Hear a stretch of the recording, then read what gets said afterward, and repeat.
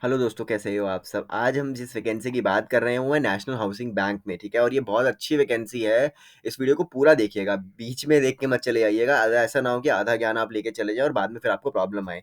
तो अगर आप एक government job, central government job में इंटरेस्टेड है या फिर पीएसयू जॉब कह लो, में इंटरेस्टेड है, तो ये वैकेंसी बहुत काम की है। और ये वैकेंसी, इसमें दो अच्छी बात है। पहली बात कि आप सीए हो, सीएस हो, सीएमए हो, ग्रेजुएट हो, सीएफए हो, एमबीए फाइनेंस हो, सभी के लिए ये वैकेंसी रेलिवेंट है। सभी लोग इसमें अप्लाई कर सकते हैं। ठीक है, तो ये रिस्ट्रिक्ट नहीं करा इस वैकेंसी ने अपने आप को कि ये फॉर चार्टर्ड अकाउंटेंट है या ऐसे। पहली अच्छी बात। दूसरी अच्छी बात, आप चाहे फ्रेशर हो चाहे आप एक एक्सपीरियंस कैंडिडेट हो, दोनों के लिए ये वैकेंसी रेलिवेंट है। तो ये भी बहुत अच्छी बात है। कई बार होता क्या है कि हम देखते हैं गवर्नमेंट जॉब की वैकेंसी एक्सपीरियंस कैंडिडेट के लिए आ गए तो फ्रेशर वाले अप्लाई नहीं कर पाते, बट ऐसा नहीं है। इस वैकेंसी में दोनों के लिए जगह दी गई है। तो आपको जो भी सूटेबल लगे, जो भी एलिजिबल लगे, जो भी इंटरेस्टेड पोस्ट लगे, उस पर आप अप्लाई कर दीजिएगा। और वीडियो को ज़्यादा से ज़्यादा शेयर ज़रूर कीजिएगा, सो दैट यार दूसरों की हेल्प भी हो सके। ठीक है, तो वैकेंसी कहाँ पे है? नेशनल हाउसिंग बैंक में। अभी नेशनल हाउसिंग बैंक है क्या, पहले तो मैं हल्का सा ये बता देता हूँ। एपेक्स रेगुलेटरी बॉडी है। रेगुलेटरी बॉडी है, ओवर ऑफ रेगुलेशन करती है किसका? हाउसिंग फाइनेंस कंपनीज जो होती है उनका। जैसे आरबीआई बैंक का रेगुलेटरी बॉडी है, वैसे ही हाउसिंग फाइनेंस कंपनी जो भी इंडिया में होगी उसकी रेगुलेटरी बॉडी है नेशनल हाउसिंग बैंक। और ये काम करती है मिनिस्ट्री ऑफ फाइनेंस के अंदर। तो ये बहुत ही अच्छी अपॉर्चुनिटी है दोस्तों, अगर आपको फाइनेंस में इंटरेस्टेड है प्लस आप एक अच्छी गवर्नमेंट जॉब ढूंढ रहे हैं तो। इसका जो हेड ऑफिस है वो न्यू दिल्ली में है। और जो वैकेंसी है वो 3 पोस्ट के लिए आई है। मैं तीनों की बातें करूंगा नीचे में। ये जो एडवर्टीजमेंट का पीडीएफ है ये मैं आपको डिस्क्रिप्शन बॉक्स में दे दूंगा इस वीडियो के। तो वहां से आप जाके इसको डाउनलोड कर लीजिएगा और पूरा पढ़िएगा अगर आप अप्लाई करना चाहते हैं तो। मैं मेन मेन जो फैक्ट्स है उसको मैं ऑलरेडी हाईलाइट कर चुका हूँ, जो कि मैं आपके साथ डिस्कस करने वाला हूँ। तो अकॉर्डिंग टू द नोटिफिकेशन चलते हैं। सबसे पहले ऑनलाइन आपको अप्लाई करना है अगर आप इंटरेस्टेड हैं तो। वेबसाइट होगी nhb.org.in। अब कई कैंडिडेट ये कहेंगे कि सर 31-30 दिसंबर इसकी लास्ट डेट थी, निकल चुकी है, क्या वीडियो बना रहे हो। लेकिन हमने चेक किया है और इसका जो है कॉरिडोंडम आ गया था और 7 जनवरी, और सॉरी अब इसकी लास्ट डेट 15 जनवरी है। ठीक है, आज हम 8 जनवरी पे ये वीडियो बना रहे हैं, 15 जनवरी इसकी लास्ट डेट है दोस्तों। इंटरेस्टेड, एलिजिबल, अगर आप ये दोनों हो तो अप्लाई कर दीजिए इस वैकेंसी को बिना सोचे समझे। ठीक है, ये जो नोटिफिकेशन है बहुत डिटेल है, आपके हर क्वेरी का आंसर इस नोटिफिकेशन में मिलेगा। अगर कुछ भी होता है तो आप कमेंट बॉक्स में कर सकते हैं। ये डेट वाला चार्ट आप छोड़ दीजिए क्योंकि इसकी डेट एक्सटेंड हो चुकी है। नंबर ऑफ वैकेंसी आपको देखना चाहें तो आप देख सकते हो। मैं सिर्फ मेन मेन मुद्दों पे बात करूंगा। ठीक है, अब मैंने हाईलाइट किया हुआ है पहले से ही। हाँ, पहली वैकेंसी असिस्टेंट मैनेजर के लिए। असिस्टेंट मैनेजर की जो वैकेंसी, अगर आप इसमें अप्लाई करना चाहते हैं तो आपके पास फुल टाइम बैचलर डिग्री होनी चाहिए इन एनी डिसिप्लिन।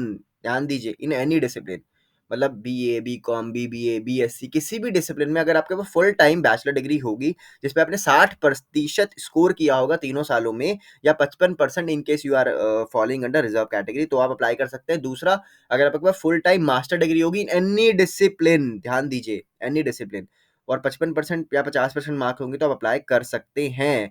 नीचे देखिए, candidate processing qualification of a chartered accountant CM में, कंपनी सेक्रेटरी में ऑल्सो अप्लाई। मतलब अगर आपका B com, BA, BBA, MBA इसकी डिग्री नहीं है तो आप सीए, सीएस, सीएम में भी है तो भी आप इस वैकेंसी के लिए अप्लाई कर सकते हैं। और सबसे अच्छी बात, इस वैकेंसी में कोई भी प्रायर एक्सपीरियंस नहीं चाहिए। जो वैकेंसी फ्रेशर के लिए है। अब अगर आप एक फ्रेशर हैं तो आप इस वैकेंसी के लिए अप्लाई कर सकते हैं। लेकिन कई बार हम ये सोचते हैं कि नहीं नहीं, हमें तो 6 महीने 1 साल का एक्सपीरियंस है और नीचे वाली किसी वैकेंसी के लिए हम एलिजिबल नहीं हो रहे हैं, तो क्या मैं इसके लिए अप्लाई कर दूं? The answer is yes bro. क्योंकि the vacancy is for the basically fresher, that doesn't mean कि आपके पास एक्सपीरियंस है तो आप इसको अप्लाई नहीं कर सकते। ठीक है, तो ये सबसे पहली वैकेंसी ये थी। इस वैकेंसी के बारे में मैं नीचे और बात करूंगा, क्या सैलरी होगी, क्या प्रोसीजर होगा, तो वीडियो में जुड़े रहिएगा। पहली वैकेंसी ये होगी। दूसरी वैकेंसी है डिप्टी मैनेजर की। इसमें अप्लाई कर सकते हैं graduate in any discipline. Any discipline समझ गए ना? बीए, बीकॉम, बीबीए, बीएससी जो भी होते हैं, बीटेक सब। डिजायरेबल लिखा है एमबीए फाइनेंस, मतलब अगर आप एमबीए फाइनेंस है तो अच्छी बात है, नहीं भी है तो अप्लाई कर दीजिए। अब इसमें क्या है कि वो अप्लाई करेंगे केवल जिनको 2 साल का एक्सपीरियंस हो, किसमें? बैंक में, फाइनेंशियल इंस्टीट्यूशन में, रेगुलेटरी बॉडीज में ऑडिट वॉडिट हैंडल करने का, तो ही आप डिप्टी मैनेजर की वैकेंसी के लिए अप्लाई कर सकते हैं। ठीक है, और तीसरी वैकेंसी है रिस्क मैनेजमेंट मैनेजर की। ठीक है, अब रिस्क मैनेजर पे अप्लाई कर सकते हैं जो ग्रेजुएट डिग्री हो जिसके पास, और या फिर सीएफए हो, सीए हो।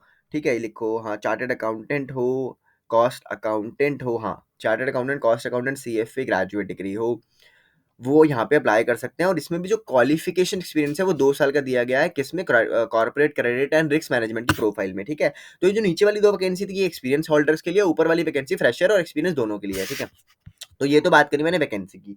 अब मैं इंपॉर्टेंट फैक्ट आपके साथ हाइलाइट कर देता हूँ, जिसका रिजल्ट अपडेटेड है कैंडिडेट का, वो इस वैकेंसी के लिए अप्लाई नहीं कर पाएगा, पहली चीज़। दूसरी और भी चीज़ें बता देता हूँ, कैलकुलेशन ऑफ परसेंटेज का यहाँ पे मेथोडोलॉजी दिया गया है, कई बार ये भी क्वेश्चन मुझसे पूछते हैं, तो इस मेथोडोलॉजी को आप एक बार देख लीजिएगा, ठीक है। और इंपॉर्टेंट पॉइंट मैं डिस्कस कर रहा हूँ केवल आपके साथ, बट आपको पूरी ये नोटिफिकेशन गो थ्रू करनी है, ध्यान रखिएगा, ठीक है। रिजर्वेशन है, ईडब्ल्यूएस वगैरह के लिए मार्कशीट वगैरह सब आपके पास होनी चाहिए। At the time of interview you have to produce the marksheet. यहाँ पे जो प्रोसीजर है वो दो है, पहले आपको ऑनलाइन एग्जाम करोगे तो फेज 1 में आपका ऑनलाइन एग्जामिनेशन होगा। ऑनलाइन जो एग्जामिनेशन होगा उसका क्या सिलेबस है क्या नहीं है वो देखो सारा यहाँ पे लिखा हुआ है, अकॉर्डिंगली आप सिलेबस पढ़ लीजिएगा, उसके अकॉर्डिंग प्रिपरेशन कीजिएगा। उसके बाद क्या मार्किंग स्कीम है, penalty for non answer, cut off score कितना है, सब दिया हुआ है। उसके बाद फेज 2 है इंटरव्यू। अब जो इंटरव्यू है ये वहाँ पे आपको जाके देना होता है। इंटरव्यू और एग्जामिनेशन का जो रेशियो है वो 80-20 है, ठीक है। और सिलेक्शन प्रोसीजर में ये वही वाली बातें हैं जो ऊपर हम डिस्कस कर चुके हैं। इंटरव्यू के टाइम आपको ओरिजिनल डॉक्यूमेंट सारे लेके जाने होंगे अपने, और लिस्ट ऑफ डॉक्यूमेंट यहाँ पे दिए हुए हैं क्या क्या आपके पास होनी चाहिए, तो आप एक बार इसको देख लीजिएगा, सो दैट बिफोर इंटरव्यू अगर कोई भी डॉक्यूमेंट आपके पास मिसिंग है तो आप उसको अरेंज कर सके, ऐसा ना हो इंटरव्यू के दिन आप भाग दौड़ में लग जाएं।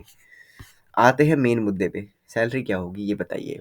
मेन मुद्दा आ गया, असिस्टेंट मैनेजर अगर आप हैं, गवर्नमेंट जॉब में कभी भी ना एक फिक्स सैलरी ऐसे होती नहीं है, वहाँ पे स्केल्स होता है, राइट। तो गवर्नमेंट असिस्टेंट मैनेजर मतलब जिसके लिए एजुकेशन क्वालिफिकेशन, जिसके लिए एक्सपीरियंस नहीं चाहिए था, उसका ये पे स्केल है। डिप्टी मैनेजर का ये पे स्केल है, ओरिजिनल का ये पे स्केल है। अब ये अगर समझ नहीं आ रहा है तो आप सीधा आइए इस वाले कॉलम पे, consolidated remuneration per month in approx 60,000 रुपये, 80,000 रुपये और 1.25 लाख रुपये पर मंथ की सैलरी होगी इन 3 पोस्ट के लिए। दोस्तों सैलरी को देख के अप्लाई मत कीजिएगा। मैंने एक वीडियो बनाई है pros and cons of PSU job, ठीक है, तो आप उसको जरूर रेफर कीजिएगा अगर आप गवर्नमेंट जॉब में इंटरेस्टेड हैं, या फिर अगर आप ये सोचते हैं कि क्या मुझे गवर्नमेंट जॉब करनी चाहिए, मतलब आप दुविधा में हैं, तो भी आप उस वीडियो को देखिएगा। और गवर्नमेंट जॉब में अप्लाई करते वक्त रेमुनरेशन को इतना देखिए मत, क्योंकि 60,000 यहाँ लिखे हैं इसका मतलब नहीं 60 मिल जाए भैया। बहुत सारी ऐसी चीज़ें होती हैं जो अलग से देते हैं, गवर्नमेंट अधिकारी को अलग से मिलती है जो नॉर्मल अधिकारी को नहीं मिलती। नीचे देखिए क्या लिखा है, जो मैं बात कर रहा था लिखित में दिखाते हैं। Beside enumeration as per other facility, देखिए यहाँ पे other facility like bank accommodation मिलेगी, इसके अलावा आपको reimbursement of expenses for medical hospitalisation, telephone, mobile, knowledge allowance, residential furnishing, conveyance allowance. भैया 60,000 तो वो कह रहा है, इसके अलावा ये भी चीज़ें हैं।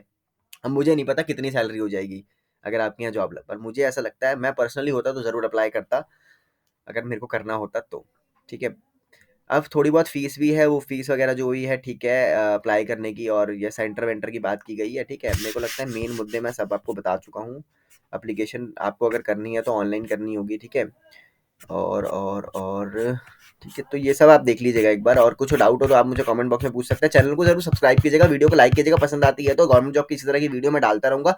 पीछे क्या है वीडियो आ नहीं, ओ सॉरी वैकेंसीज आ नहीं रही थी इसलिए मैंने डाली नहीं। मैं इरेलीवेंट वैकेंसी नहीं डालता, केवल रेलिवेंट वैकेंसी ही डालता हूँ, ठीक है। आप सभी को all the best, bye bye.